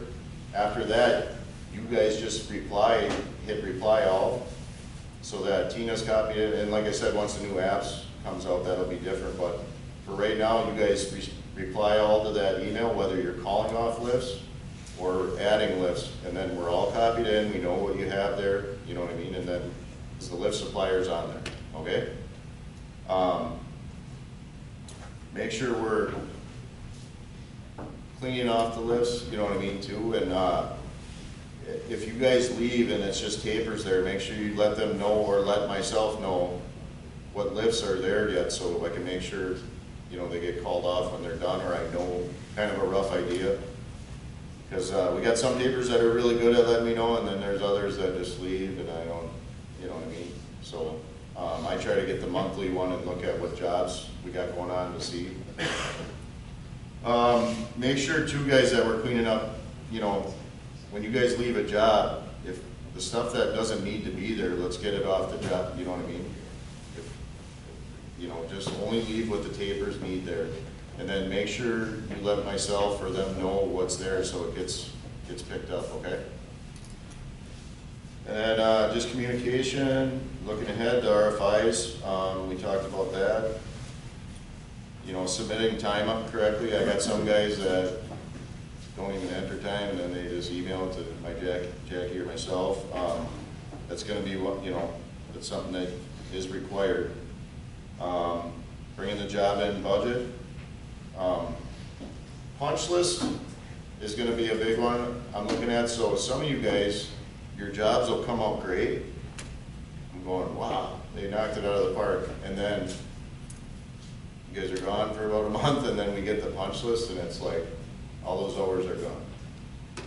Because we missed bulkheads, we missed, you know, the windows weren't wrapped, or, you know, just stuff like that. It's stupid stuff, but you guys gotta think when the flooring's in, and now I'm sending a guy there to do stuff that could have been done, you know, when we were there. So, I know a few of you, when I'm out on site, I've been talking to you, there's one practice that I started doing towards the end when I was on the field is, when it gets to the ceiling plan, and all those little, because they're so easy to miss those bulkheads, I would do like, I would check off each soffit to make sure I got it, because those are the most common thing that I run into. And it's usually the ceiling guys that find it. They're like, you know, because they're running through and then they're like, there's supposed to be a cutoff here, you know. And it's all these little bulkheads, but it's all time that we have to go back there and the material's not there anymore. You know what I mean? Now we're covering stuff. So that's gonna be a big one that we're looking at, you know what I mean? How bad are the punch lists after you guys leave? Because you could fly through a job, get knocked out of the park, and then it could go south real quick, all right? And then another thing too is we're gonna look at is the guys that are, you know, the guys that just go wherever we ask them to and go on the road, you know, because it's only fair that that's looked at also, you know what I mean? You know, it's not easy being away from the family all the time, and I appreciate everybody that goes on the road, you know, and helps out. So that's gonna be all stuff that we're gonna be grading you guys on, and then we'll look at it and we'll throw some incentive in there, all right? One thing I was on Fresno on Sunday and Monday, and one of the guys came to me and he said, pallet jack hit the truck and wanted to show me that he had a little scratch in the truck, and then he opened the door, and this truck was the biggest truck I've ever seen. They had armor all everywhere, they had armor all tires. I go, wow. Well, I treat it like my own. So, you know, the trucks are first of all, safety, big safety item. You feel a lot of stuff flying around in there and not cracked down. Second of all, you know, you do get more money for them when you train them to treat them properly. It's the right thing to treat them well. You know, so, but that was the most perfect truck I ever saw. It's like it was brand new. So number 619. Back, when it comes back, somebody will walk that one. Well, guys, we're down to the end here. I want to make sure that,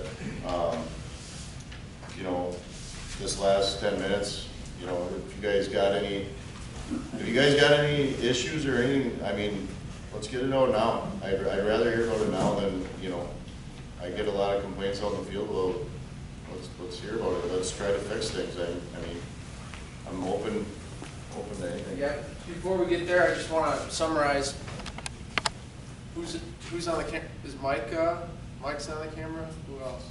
No, we're gonna send it You're out gonna to the send guys it who out. aren't here. Okay, so he's not gonna jump through that. No. But, I know we talked a lot, we wanna summarize this. So the first thing we're gonna do before we get the job is do a pre-job meeting. Go over the scope, go over the hours, go over the mission. And then, when we're in the job, like Evan said, if we see things going south, we have to talk about it. And then we'll hopefully save the job before we run into some of these buzzsaws that we've been running into. After the project, we're gonna meet, go through this list, so you know the scorecard. Because at the end of the year, if we wait to talk to one another about our performance, it's really hard to remember what happened in January of the previous year if we're sitting down in December. So that's what we're all gonna do, and then collectively, we're gonna know the score of the game because we have the hours, we're checking it, and all we're doing while waiting to the end of the year is seeing how the department performed. So if we have a huge loss on a project, it'd be nice to give bonuses or incentives after each project, but we're all one team, so that's why we gotta look at the full year collectively. And once we do that, more money will be coming to you. But if we do the things that Brandon laid out, Brenda put on the PowerPoint, we can get there, and everyone should make more money. From a department standpoint, this is definitely the hardest scope of everything we do in the company.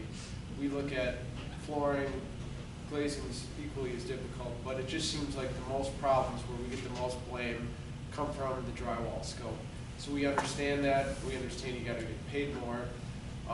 What is the incentive if you're doing all this paperwork, you got 100 people underneath you, we understand that. And it's just the last 3 years have been difficult financially, but thank you for hanging in there, and we'll get there together. And I don't mean to cut you off, but that is one thing I forgot to bring out. So what we're doing now is a post-job review, so once you guys finish a project, and that's what I mean when it's completely done, because like I say, if we grade you before the punch list is done, things could go really south. So, and this is filled out by myself and Jackie as far as like, you know, how manpower went, how you guys were communicating with us, and there's a spot where you guys can respond, you know, on how we did. It's kind of a grade sheet all around, because we're not gonna get better if you guys aren't honest and tell us how, you know, what went wrong. Was the lift supplier good? Was the material there on time? You know what I mean? I know we've been having a lot of problems with material suppliers. Was the project manager giving you everything you need? You know what I mean? So there's a spot where we'll fill it out, the project manager will fill it out, and you guys will fill it out. And like I said, just be honest, right? We're not gonna we're not gonna get offended about it. We wanna get better. So if we're gonna do that, we need to be honest, and I expect the same out of you guys. If we put on there, don't be like, oh, footprint, he just said this. No, we don't want, I wasn't doing it as a bad thing. I want you to take it and learn from it, like, so we can get better as a company. All right, we're not perfect. I've been doing this a while and I still don't know everything, you know what I mean? So. Yeah. Biggest thing is the hours though. You'll know right up to date, we'll know beforehand, we'll know them after, we'll just keep going through it. So you'll know the progress each job. And if you're on a job where the guys are reporting to the job and they're all vehicles, they should be in place, ready to go, unless it's got the groupie, unless they have the stretch flex like they did. Or I get 45 minutes. But otherwise, they should be in place. You know, it's not gonna happen in a minute. You know, I mean, 10 minutes, $15. Yeah, but we're here to hear from you. Don't hold back. What can we improve on? What's your feedback after hearing some of these things? Yeah, and keep in mind, guys, it's hard, you know, as things are changing out in the field, they're changing for us in the office too. I mean, there's way more paperwork and stuff on the project manager and the estimator's end, and just catching things, you know what I mean? You guys have all said it. Now it seems like the architect doesn't even put anything on the plans. It's like we're doing the job for them, you know what I mean? Building that, but that's where we gotta be smarter and like, document the stuff and try to get any money that we can out of it, because, and we're getting a lot of these GCs too that are coming straight out of college. They've never been on a construction site, you know what I mean, and they're asking us questions. It's like we're running the, you know, but we just gotta be smart about it and be ahead of it, I guess. On these post-job reviews, then are you going back to the estimators too and filling that? Yeah. For sure. It's a team thing, so all of us are gonna put our input on there, and then there's gonna be a spot on there where if you guys feel like it's something that we should have a meeting, you know, like a face-to-face, then we're gonna do that. And especially if a job goes really bad, we are gonna do a face-to-face no matter what. You know, or if a job does really good, we wanna know why it did really good, because then that's gonna help the next person. So we're just looking for feedback, guys, because you guys are out there. You guys know what's going on, so. Yeah, the more we know, the better we can be. I mean, I rely on you guys wholeheartedly in order for a job to be successful, so it's a team effort.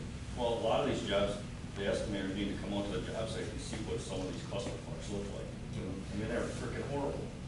And everybody's sitting in the office, they see a piece of paper, well, they should build that 30 feet of wall in a couple hours. There's 20 guys around there and everything else. Well, that's when it comes to the general contract.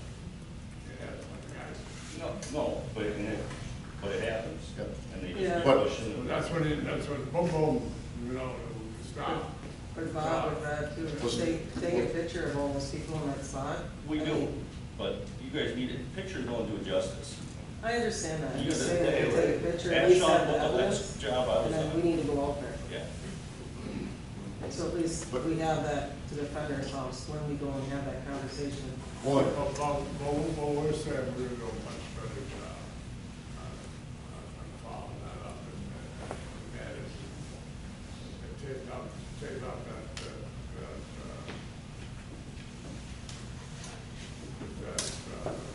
full-time that causes our non-productive labor. Because they have too many people on the job, so they have to address that. Well, and one thing too, and I know I've said it to you guys too, when I'm out on the sites, is just any help you can give, you know, when these change orders come through or these RFIs, letting the estimators know, because, yeah, that would be great if they could come out on site every day and look at everything that comes across, but that's not realistic, you know what I mean? No, A lot of these jobs got like thousands of RFIs, it's worse than it's ever been.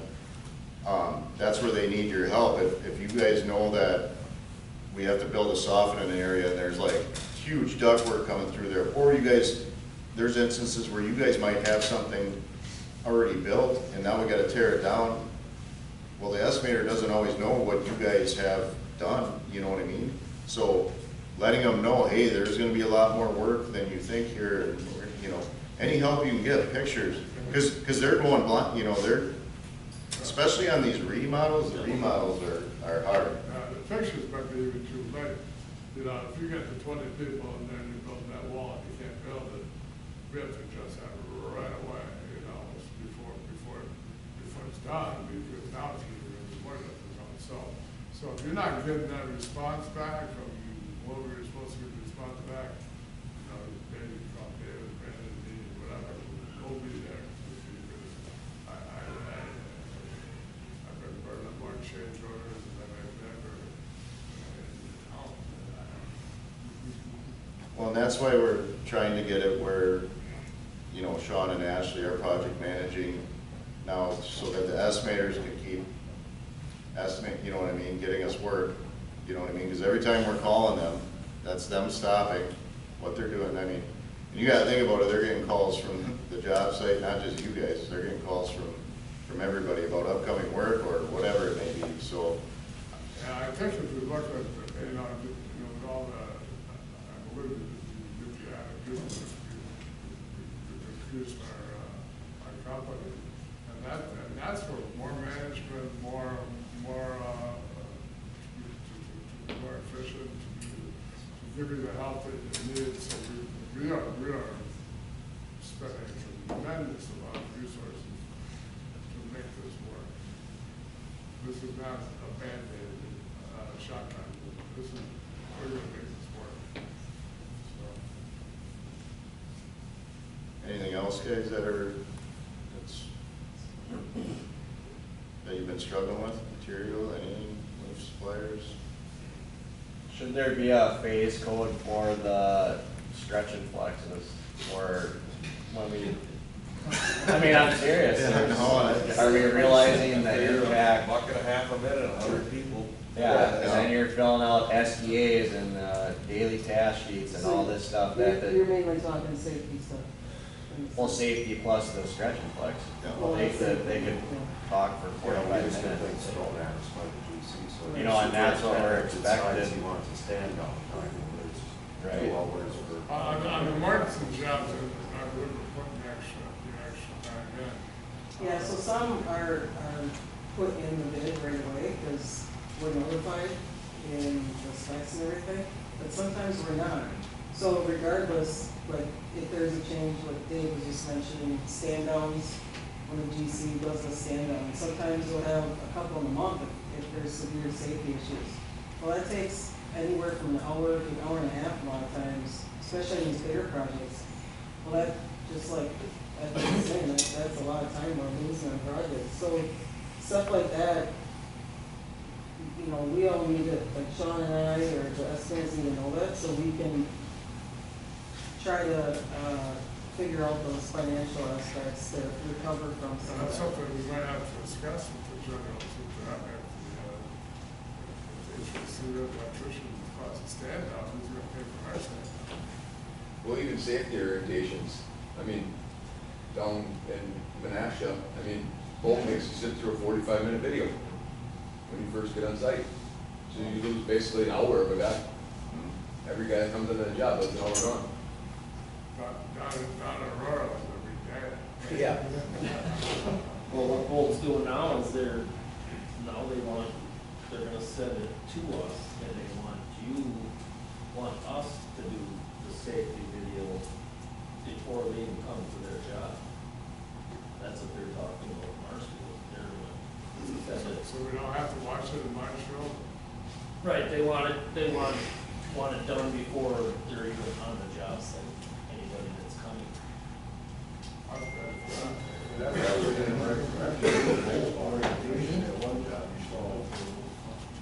Well, to me, If you consider it on your time, but as a foreman, it's gonna benefit you if these guys are handling it. I mean, we started Aurora like that, but then Mortensen, they dropped the ball.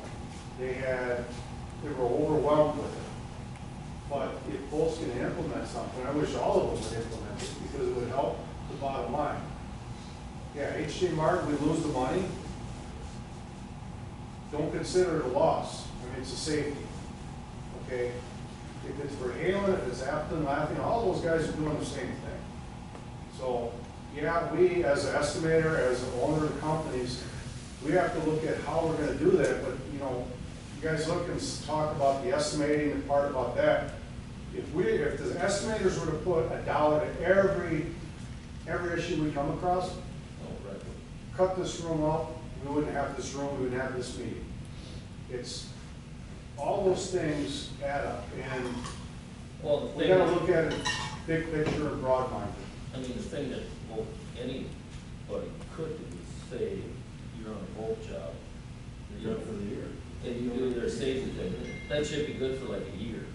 You shouldn't have to do it every job you go to. Every job is different. You got your health, you got your government, you got your retail, you got second shift, first shift, third shift, you got hazards. You have, you know, you look at what we went through, what you went through at Green Bay Packaging. I mean, that's an industrial job, so many moving parts. Yeah, that's. Okay, every job is different, so you guys gotta understand that, okay? Yeah, you're wearing the same tools day in, day out, every job has a different approach.